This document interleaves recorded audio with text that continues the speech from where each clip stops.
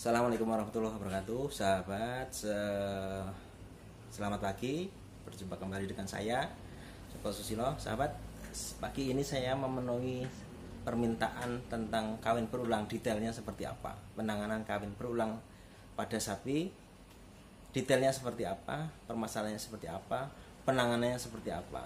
Nah, sahabat, beberapa prinsip yang harus kita pegang pada penanganan gangguan reproduksi. Salah satunya adalah penanganan kawin berulang.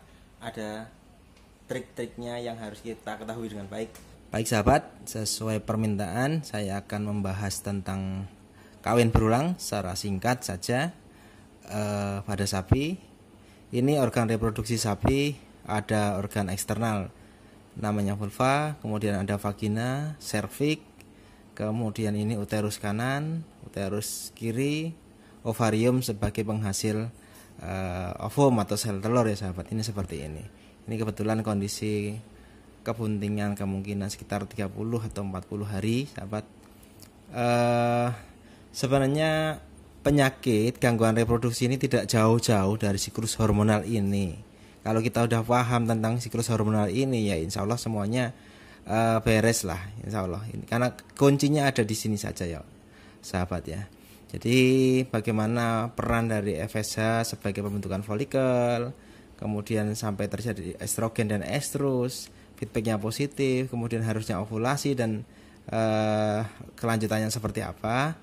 Ini kunci reproduksi hanya di sini saja sahabat, di siklus hormonal saja. Nah, kemudian ini fase-fasenya dari pembentukan folikulogenesis, folikel primer atau primordial, kemudian sekunder, tersier, degraf, sehingga di dalam folikel degraf ini di dalamnya terisi estrogen yang memunculkan birahi, kemudian ada sel telurnya, kemudian setelah dia terjadi birahi puncak, terjadi ovulasi oleh bantuan LH, akan terbentuk korpus luteum penghasil progesteron yang akan mempertahankan kebuntingan untuk proses implantasi, untuk proses perkembangan janin ataupun fetus sampai ke pedet seperti itu. Nah, pada proses perkembangan berikutnya kalau sudah mulai ada plasentoma, maka progesteron juga selain dihasilkan dari korpus luteum dihasilkan oleh plasenta, sahabat. Nah, kalau status ovariumnya sendiri kita bisa bagi dua, ada yang normal dan tidak normal. Nah, yang normal hanya ada dua, folikel dan korpus luteum. Folikel dia gejalanya adalah birahi, dia menimbulkan birahi. Sementara yang korpus luteum dia tidak birahi, fase yang tidak birahi atau diestrus. Nah, kemudian yang tidak normal bisa karena infeksi, kita sebut CL persisten. Ini tidak birahi sapinya, atau karena metabolisme ada statik atau hipofungsi ovaria, kemudian ada sista folikuler, sista luteal, sista korporal luteal. Sista folikuler ini estrus, sista luteal anestrus, sista korporal luteal ini kawin berulang. Kemudian yang karena genetik dari lahir ada atrofi kecil, kemudian ada yang bentuknya gepeng atau hipoplasia, atau agenesis sama sekali tidak berkembang ovariumnya. Ini intinya hanya di sini aja sahabat.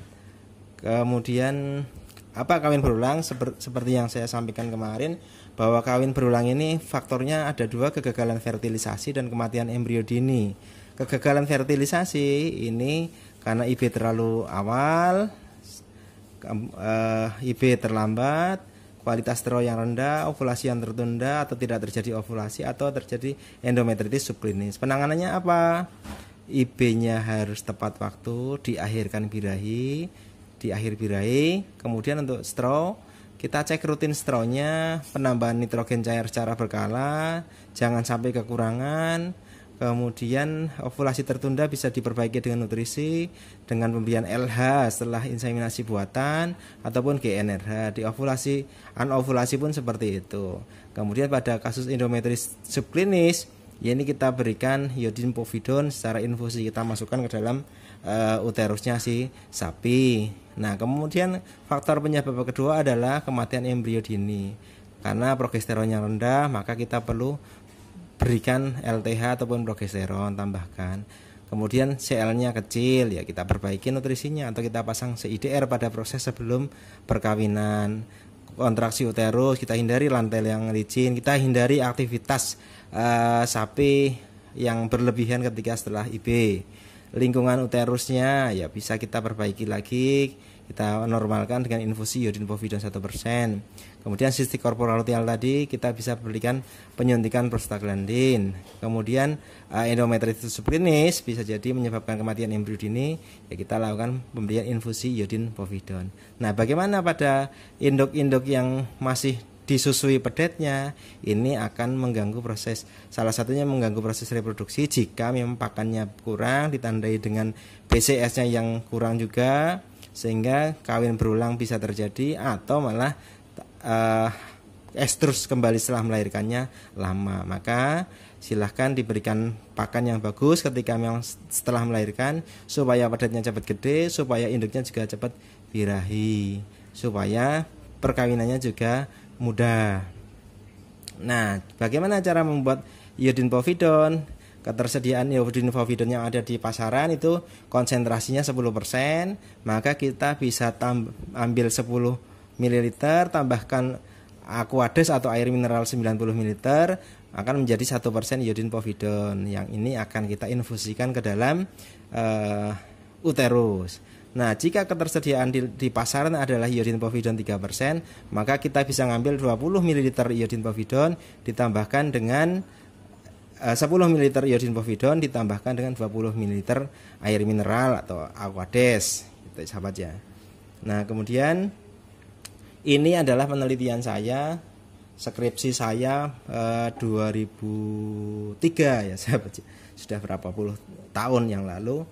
Ada sapi 30 ekor sapi kawin berulang, kita bagi menjadi 3, grup 1, grup 2, grup 3. Grup 1 kita perlakukan pemberian PG prostaglandin, interval 11 hari kita PG1, PG2, kemudian birahi setelah 3 sampai 4 hari, kemudian dilakukan IB. Grup 2 juga seperti itu, kita lakukan seperti itu, tapi pas ketika birahi kita lakukan IB ditambah GNRH. Kemudian grup ketiga kita PG1, PG2, birahi, IB, kemudian hari ke-11 ditambahkan disuntikan GNRH. Nah, dari hasil 30 ekor ini, grup 1 tidak ada yang bunting. Sapi yang kawin berulang hanya dilakukan sinkronisasi kemudian di IB, dia tidak ada kebuntingannya. Artinya apa? Tidak dilakukan sinkronisasi pun sebenarnya sapi-sapi itu sudah birahi normal. Nah, ada permasalahan tertentu yang memang kalau hanya di IB saja, disinkronisasi di IB aja tidak ada kebuntingan. Nah, ada 4 ekor atau 40% yang di IB dan di GNRH ternyata menjadi bunting. Ini artinya kemungkinan besar 4 ekor ini kemarin bermasalah pada gangguan ovulasi, entah itu delay ovulasi ataupun anovulasi. Nah, pada 4 ekor yang bunting di tahap IB dan GNRH 11 hari, kemungkinan besar bahwa pada saat hari ke-11 ini produksi progesteronnya rendah sehingga embrio yang sudah terbentuk ini luntur ataupun mati atau terjadi kematian embrio dini.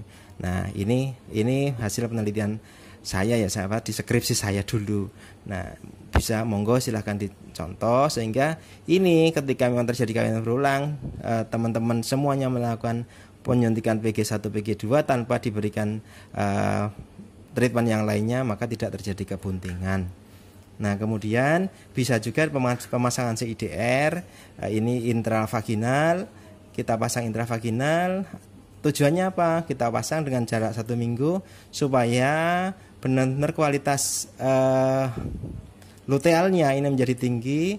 Kemudian kita suntik pakai prostaglandin sehingga terjadi luteal lisis, birahi, kemudian kita langsung IB. Ini juga salah satu trik untuk penanganan kawin berulang. Yang kedua, bisa juga CIDR sama dengan yang tadi, birahi, IB ditambah GNRH atau yang disebut dengan off-sync ya ini sahabat ya. Nah, kemudian hati-hati dengan pemasangan CIDR, jangan sampai ini pemasangannya salah, pemasangannya secara vertikal sehingga bisa menutupi kantung kemih dan si sapi tidak dapat pipis. Maka pemasangannya harus secara horizontal. Nah, mungkin itu sahabat singkat padat, mudah-mudahan bisa diterima dengan baik, mudah-mudahan bermanfaat. Assalamualaikum warahmatullahi wabarakatuh.